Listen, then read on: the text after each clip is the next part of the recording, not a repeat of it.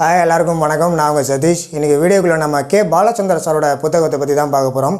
இந்த புத்தகம் வந்து பார்த்திங்கன்னா அவருடைய வாழ்வும் படைப்பும் சொல்லி கொடுத்துருக்காங்க. அதாவது அவருடைய லைஃப் ஹிஸ்ட்ரி மட்டும் கிடையாது இந்த புத்தகத்தில், அவருடைய ஃபிலிம் மேக்கிங் ஸ்டைல்லையும் அதே மாதிரி அவர்கிட்ட உருவான அசிஸ்டன்ட் டேரக்டர்ஸை பற்றியும் இந்த புத்தகத்தில் கொடுத்துருக்காங்க. ஸோ இந்த புத்தகத்தை பற்றி ரிவ்யூ தான் இந்த வீடியோவில் பார்க்க போகிறோம்.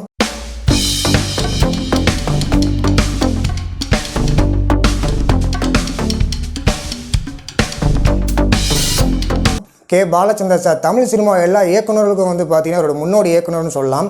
அதாவது அப்போ இருந்த காலகட்டத்தில் வந்து பார்த்திங்கன்னா நிறைய இயக்குநர்கள் வந்து கமர்ஷியல் படங்கள், நிறைய படங்கள்லாம் மசாலா படங்கள், எல்லா விதமான படங்களும் வந்திருக்கு. ஃபார் எக்ஸாம்பிள் எம்ஜிஆர் சார் படங்கள், சிவாஜி சார் படங்கள், எல்லா படங்களையும் தாண்டி இவர் படங்கள் வந்து பார்த்திங்கன்னா ஒரு நடுத்தர குடும்பத்தோட கஷ்டங்களையும் பெண்கள் படுற கஷ்டங்களையும் வந்து பார்த்திங்கன்னா இவர் தான் முதல்ல சொன்னது. இவர் படத்துக்கு அப்புறம் நிறைய படங்கள் வந்து பார்த்திங்கன்னா இவரை பேஸ் பண்ணி நிறைய படங்கள் வர ஆரம்பிச்சது. இந்த புத்தகம் வந்து பார்த்திங்கன்னா எனக்கு வந்து பார்த்திங்கன்னா பிடிஎஃபாக கிடச்சிது. அதனால் நான் பிரிண்ட் அவுட் எடுத்துக்கிட்டேன். இந்த புத்தகத்தோட விலையை வந்து பார்த்திங்கன்னா 150 ரூபா தான். அந்த அளவுக்கு வந்து பார்த்திங்கன்னா இந்த புத்தகத்தில் நிறைய விஷயங்கள் இருக்குது.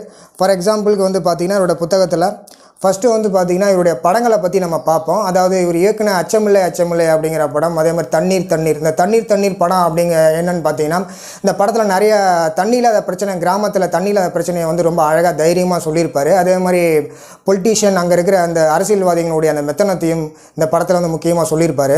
இந்த தண்ணீர் படம் அப்படிங்கிறது வந்து பார்த்திங்கன்னா அத்திப்பட்டி அப்படின்ற கிராமத்தில் தண்ணியில் பிரச்சனையை வந்து ரொம்ப அழகாகவும் தைரியமாக அந்த படத்தில் வந்து சொல்லியிருப்பார்.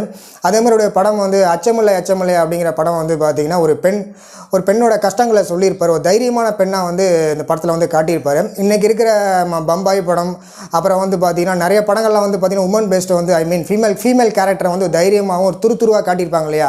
அதுக்கெல்லாம் யார் பேஸ்மெண்ட் போட்டது யாருன்னு கேட்டிங்கன்னா நம்ம கே பாலச்சந்தர் சார் தான். இவரோட படங்கள் மோஸ்ட்லி வந்து பார்த்திங்கன்னா பெண்கள் சம்மந்தப்பட்ட படங்கள், அவங்களுடைய கஷ்டங்களையும் வலியும், முக்கியமாக நடுத்தர பெண்களோட கஷ்டங்களையும் வலிகளையும் காட்டியிருப்பார். அதே மாதிரி ரஜினி கமல் 2 துருவங்களையும் உருவாக்கிய இவர் தான். ஃபார் எக்ஸாம்பிள் ரஜினி சாரோட தில்லுமுள்ளு அப்படிங்கிற படம் நீங்கள் பார்த்துருப்பீங்க. அந்த படத்தை வந்து பார்த்திங்கன்னா அந்த படம் பண்ணும்போது ரஜினி சார் கொஞ்சம் வளர்ந்துட்டார். அதாவது நிறைய ஆக்ஷன் படங்களையும் லவ் ஸ்டோரிஸ் படங்கள்லாம் பண்ணிகிட்டு இருந்தார். பட் இந்த படம் வந்து பார்த்திங்கன்னா முழுக்க ஒரு காமெடியனாக அவரை வந்து மாற்றி காட்டினது வந்து பார்த்திங்கன்னா நம்ம கே பாலச்சந்தர் சார் தான். அதே மாதிரி கமல் சாரோட வறுமை நிறம் சிகப்பு, உன்னால் முடியும் தம்பி, புன்னகை மன்னன், இந்த படங்கள்லாம் பார்த்திங்கன்னா இன்றைக்கி ஒரு ட்ரெண்ட் செட்டரான படங்களும் கூட. அதோட காதலோடைய அந்த ஒரு வழியை வந்து புன்னகை மன்னன் படத்தை காட்டியிருப்பார். அதே மாதிரி வறுமை நிறம் சிகப்பில் வேலை இல்லாத அந்த பேச்சுலர்ஸோட வழியை வந்து தெரிவிச்சிருப்பார். உன்னால் முடியும் தம்பியில் வந்து பார்த்திங்கன்னா ஒரு ஜாதி சம்மந்தப்பட்ட படம் தான். அந்த படமும் வந்து பார்த்திங்கன்னா இன்றைக்கும் ஒரு ட்ரெண்ட் செட்டரான படமும் கூட. இப்படி அந்த காலகட்டத்தில் இப்போ இன்றைக்கி இருக்கிற காலகட்டத்துக்கு ட்ரெண்ட் செட்டரான ஒரு படங்கள் வருது அப்படின்னா அதுக்கு காரணம் வந்து பார்த்திங்கன்னா கே பாலச்சந்தர் சார் தான்.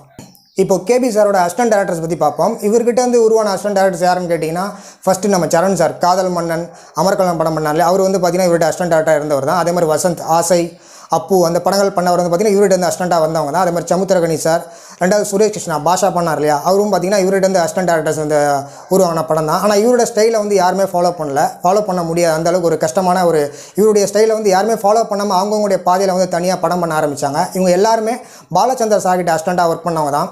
அதாவது இப்போ இருக்க காலகட்டத்தில் வந்து பார்த்திங்கன்னா ஒரு வருஷத்துக்கு ஒரு படம் பண்ணுறதே பெரிய ஒரு விஷயமா இருக்குது. ஆனால் இவர் வந்து பார்த்திங்கன்னா ஒரே வருஷத்தில் 9 படம் பண்ணியிருக்காரு.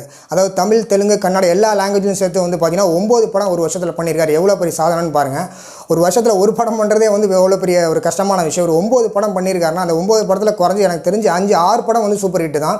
நிறைய விருதுகளும் வாங்கியிருக்குது. எனக்கு தெரிஞ்சு நேஷனல் அவார்ட்லேருந்து நந்தி அவார்ட், ஃபிலிம்ஃபேர் அவார்ட் எல்லா விருதுகளையும் வந்து வாங்கினவர் இவர் தான். அப்போ இருந்த காலகட்டத்தில் கேபி பாலச்சந்தர் அப்படின்னா விருது வழங்கினதான், விருது இல்லைன்னா வந்து பார்த்திங்கன்னா அவர் கிடைக்கல தான் அதிசயம் அப்படிங்கிற மாதிரி வந்து இருந்தது. அது மாதிரி தாதா அந்த பால்கே சாஹிப் விருதுன்னு சொல்லுவாங்க, அதை வாங்கின முதல் இயக்குனர் இவர் தான். அடுத்த இவரோட படம் ஒரு வீடு இரு வாசல் அப்படிங்கிற படம். இந்த படம் வந்து பார்த்திங்கன்னா ஒரு ஃபஸ்ட்டு தமிழ் சினிமாவில் வந்து ஆந்தாலஜி ஃபிலிம்னு சொல்லலாம். 2 கதையில் வந்து ஒரே இதை வந்து இணைக்கிற மாதிரி வரும். அந்த கதையை வந்து முதல்ல எடுத்து பண்ணது யாருன்னு கேட்டிங்கன்னா நம்ம கே பாலச்சந்தர் சார் தான். அந்த படத்துக்கு தேசிய விருது வாங்கியிருக்காரு. அதே மாதிரி நிறைய புதுமுக நடிகர்கள் உருவாக்கின இவர் தான். ஃபார் எக்ஸாம்பிள் விவேக், சார்லி, அப்புறம் வந்து நாசர், இவங்க எல்லாருமே வந்து பார்த்திங்கன்னா நம்ம பாலச்சந்தர் சார் தான் அறிமுகப்படுத்தினார். இந்த அறிமுகப்படுத்த எல்லா கலைஞர்களும் பார்த்திங்கன்னா இன்றைக்கி வந்து பெரிய லெவலில் தான் இருக்காங்க. அது மாதிரி பிரகாஷ் ராஜும் வந்து பார்த்திங்கன்னா கன்னடத்தில் அறிமுகமானார். தமிழ் சினிமாவில் வந்து பார்த்திங்கன்னா அவர் தான் முதல் முறையாக வந்து நம்ம பாலச்சந்தர் சார் இன்ட்ரடியூஸ் பண்ணார்.